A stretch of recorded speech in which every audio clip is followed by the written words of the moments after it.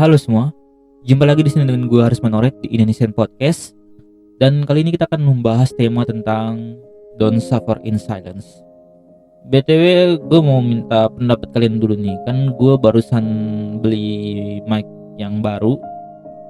Ya, jadi gue beralih dari kondenser ke dinamik. Dan gue ingin minta pendapat kalian. Menurut kalian, yang nyamannya itu kalian dengar suara gue yang dari kondenser atau ke dinamik ini?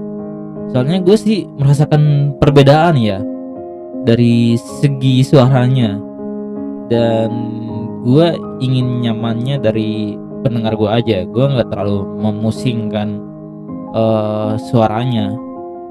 Jadi tulis pendapat kalian di kolom komentar di bawah.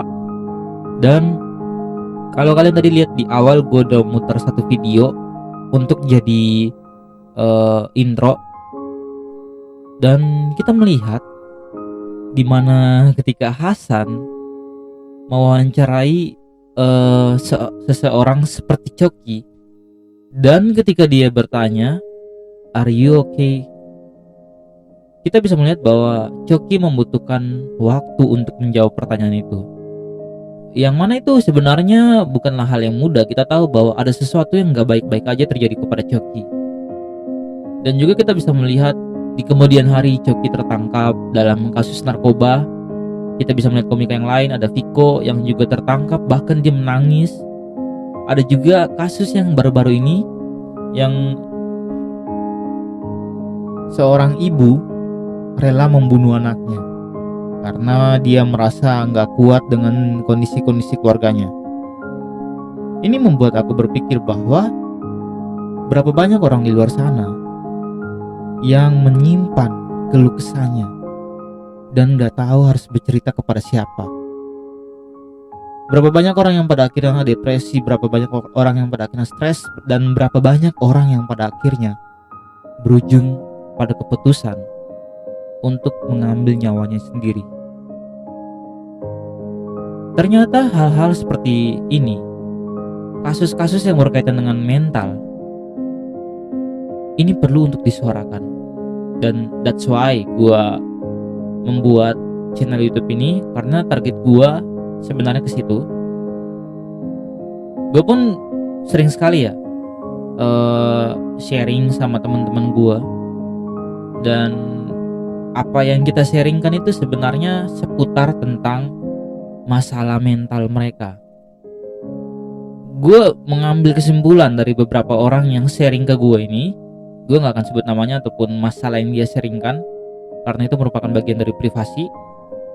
Sebenarnya yang gue ambil dari kesimpulan itu bahwa orang-orang itu, yang pertama, butuh pertanyaan-pertanyaan yang simple dan sederhana, yang itu merupakan perhatian-perhatian kecil aja, seperti menanyakan kabarnya, nanyain perasaannya hari ini gimana, apa yang dia alami. Ya, orang-orang butuh ditanyakan seperti itu. Orang-orang butuh dipedulikan seperti itu agar mereka merasa tidak berjuang sendirian dalam menghadapi hidupnya. Kita tahu bahwa semakin besar kita, semakin tumbuh kita besar. Urusan atau perasaan dalam memahami manusia itu sangat kompleks. Gue bukan bilang bagi gue bukan bilang ataupun menganggap bahwa ilmu-ilmu lain itu nggak sulit dan gampang dipelajari. Gue nggak bilang gitu.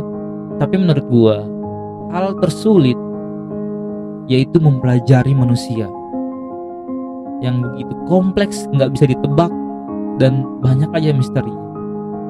Lo harusnya sadar bahwa orang-orang, bahkan psikopat, itu kan merupakan manusia juga tuh. Tapi kita nggak bisa memprediksi apa yang akan dia lakukan.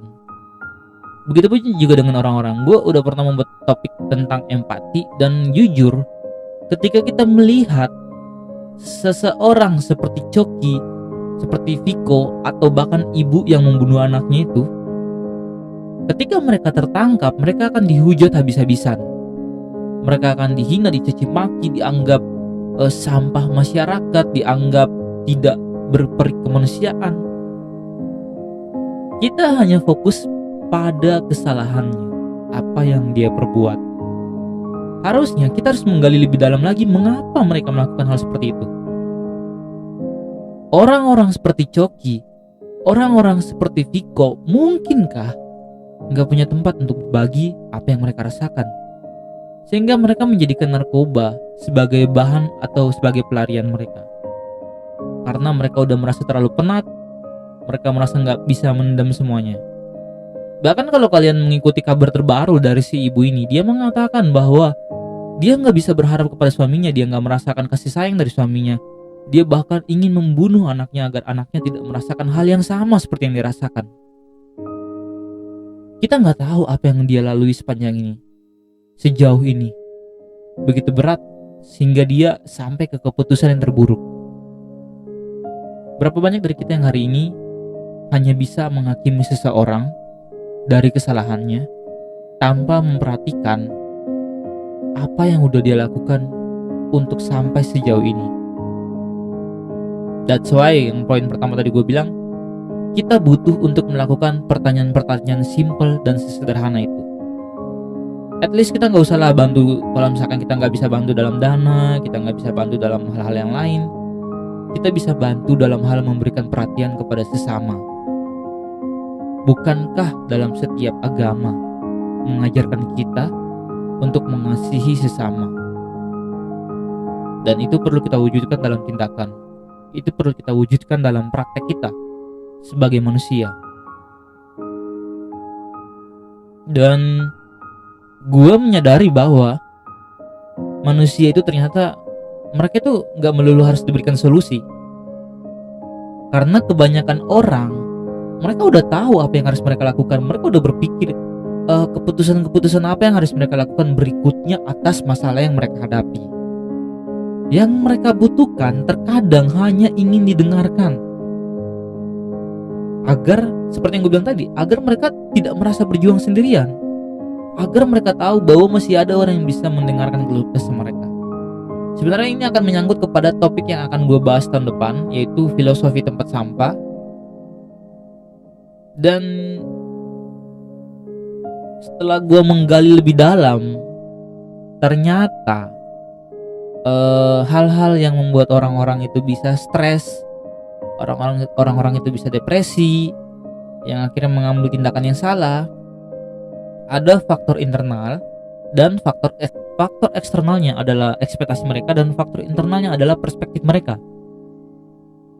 Sebenarnya bagaimana mereka melihat sebuah masalah itu tergantung dari perspektif mereka.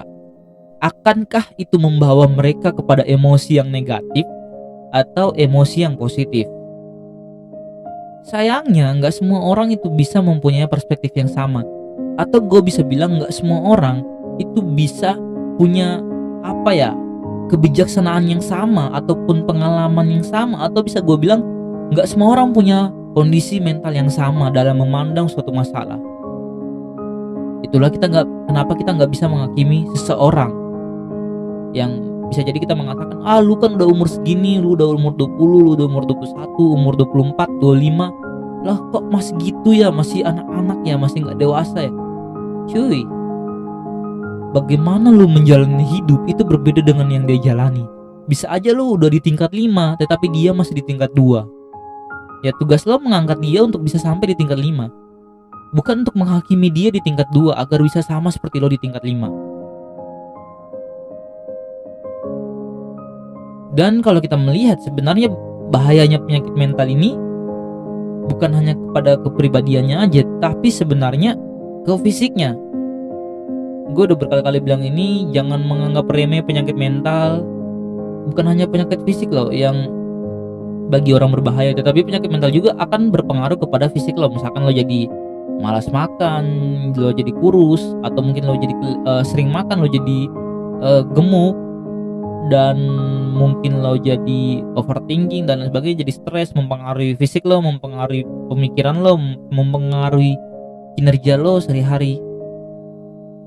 Jadi kita perlu aware dengan penyakit mental ini, bahwa itu akan mempengaruhi tidak hanya pikiran dan kepribadian kita, tetapi juga akan mempengaruhi fisik kita.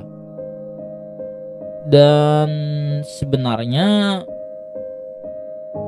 stres ini atau mungkin masalah hidup ini yang membuat kalian stres dan depresi, itu bagi gua ya, itu dipengaruhi oleh eh yang pertama itu oleh trust issue, yang mana lo sulit untuk mempercayai orang, yang ya bisa kita bilang kebanyakan orang itu ember, yang suka gibah, bilangnya lu percaya aja sama gua nggak akan ngebocorin rahasia lu, tahu-taunya dia udah ngomong sama orang yang lain.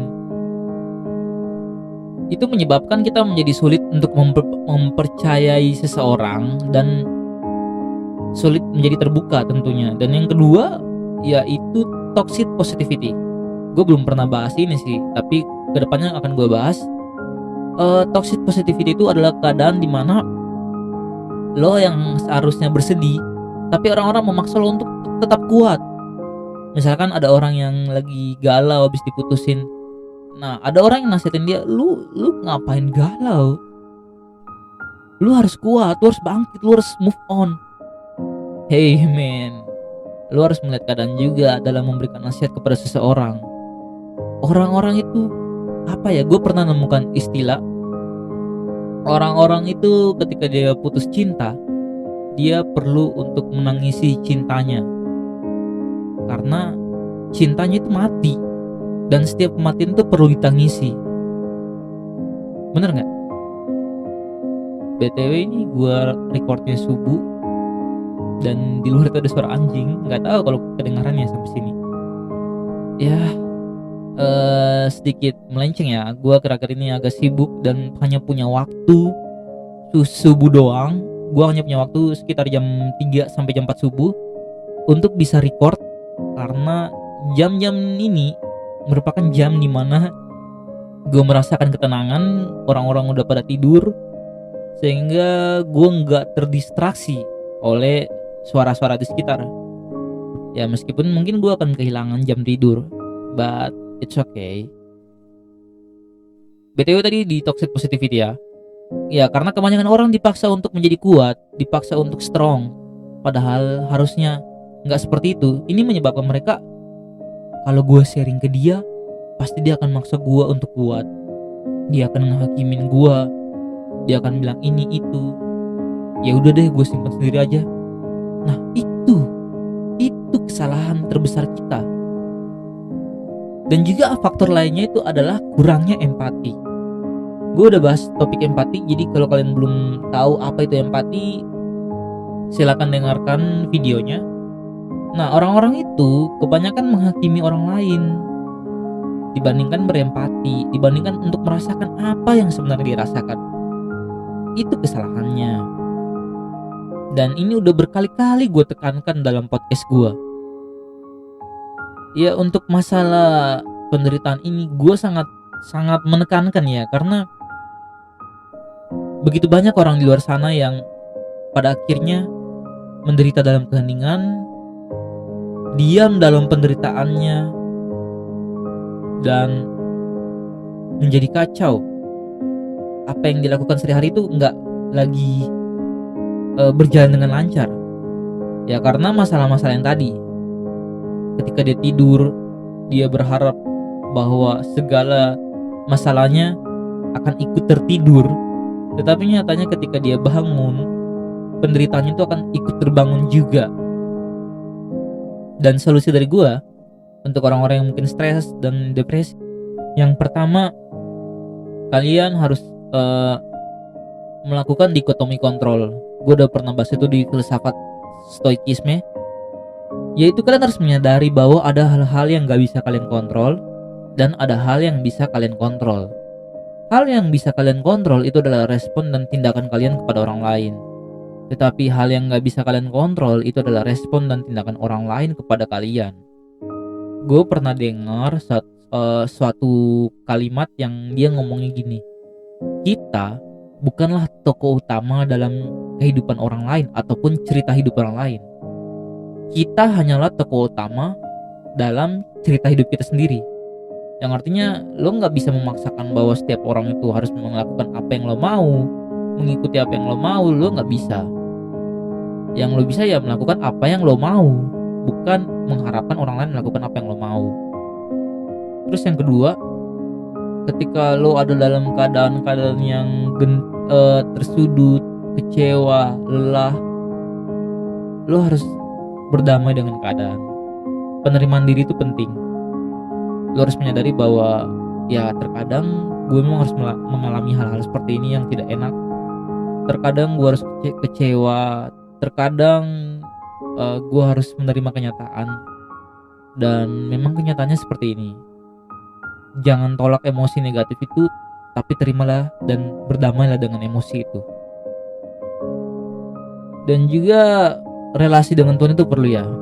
Dalam setiap agama gue menyarankan bahwa relasi dengan Tuhan itu perlu, karena bagi gue spiritualitas itu penting. Karena dalam agama gue pun mengajarkan bahwa ketika kita dekat dengan Tuhan, kita bisa merasakan kedamaian. Karena bagi gue salah satu, kalau mau dipilih ya, salah satu pribadi yang gak akan pernah menolak dirimu selagi seluruh dunia menolakmu, yaitu hanya Tuhan. Dia gak akan pernah menolak dirimu. Dia akan menerima kamu apapun keadaanmu sekarang. Bagaimanapun orang-orang menolak dan menghakimi dirimu, dia akan tetap menerima dirimu.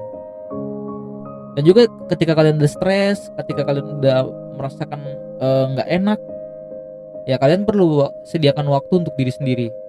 Kalian mungkin bisa refreshing ke pantai, atau mungkin sekedar jalan-jalan aja sama teman kalian, atau main game, mungkin nge-YouTube. Apapun yang kalian lakukan, lakukan hal yang kalian sukai sebagai penyegar otak kalian aja, biar nggak menumpuk. Dan ini juga mungkin mengarah kepada hal yang fisik ya. Kalian bisa perbaiki pola hidup ke arah yang sehat agar bisa menghasilkan hormon-hormon bahagia yang mungkin akan gue bahas nanti di topik selanjutnya. Bayangin aja nih kalau misalkan kalian tuh kayak gue ya, nggak tidur, selalu tidurnya subuh atau kurang tidur, ya tentunya emosi kalian kan nggak akan stabil kan. Kalian akan menjadi mudah stres dan mungkin akan gampang tersinggung dengan perkataan-perkataan orang lain. Jadi gue saranin mungkin kalian bisa olahraga, bisa perbaiki jam tidur supaya bangunnya itu lebih seger, dan nggak kayak gue ya, kalau bangun tuh kayak ada aja yang kurang itu. Dan juga satu poin penting dari seluruh topik pembicaraan ini adalah keterbukaan adalah awal pemulihan. Gue tahu bahwa apa yang lo rasakan itu sangatlah sulit untuk disembuhkan, sangatlah sulit untuk dilupakan, diampuni. Dan mungkin lo akan sulit untuk terbuka kepada orang-orang. Tapi pasti ada kok, selalu ada. Kalau mungkin lo gak bisa menemukan manusia yang bisa memahami diri lo, setidaknya lo bisa menemukan Tuhan yang akan memahami diri lo. Lo datang kepada Tuhan dan ceritakan segalanya. Jangan dipendam sendirian. Karena sejauh apapun atau sekuat apapun kamu berusaha untuk memendam perasaanmu, pada akhirnya kamu akan kacau. Dan ketika kamu akan kacau, kamu akan melakukan hal-hal yang gak akan kamu inginkan. Seperti yang udah gue bilang tadi, hal-hal yang akan merugikan diri kalian sendiri. Dan untuk orang-orang di luar sana yang masih merasakan penderitaan, gue tahu ini nggak mudah buat lo, ketika lo harus dihadapkan dengan realita dunia dan dipaksa untuk tetap bahagia, sedangkan seluruh dunia menghakimi dirimu. Seluruh dunia tidak mengerti dengan apa yang kamu rasakan.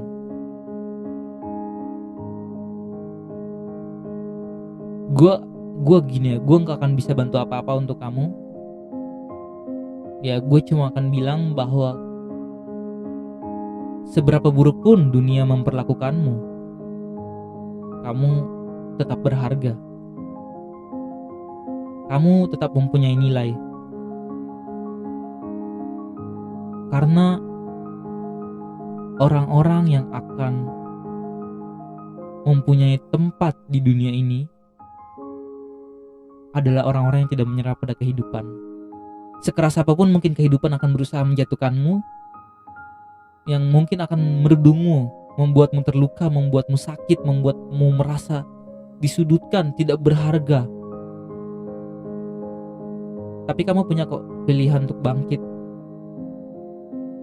Kamu bisa kok, dan kamu berharga. Gue yakin gak ada satupun manusia diciptakan di dunia ini yang mereka itu gak berharga. Semua berharga di mata Tuhan. Dan itu aja yang bisa gue sampaikan. Salam podcast.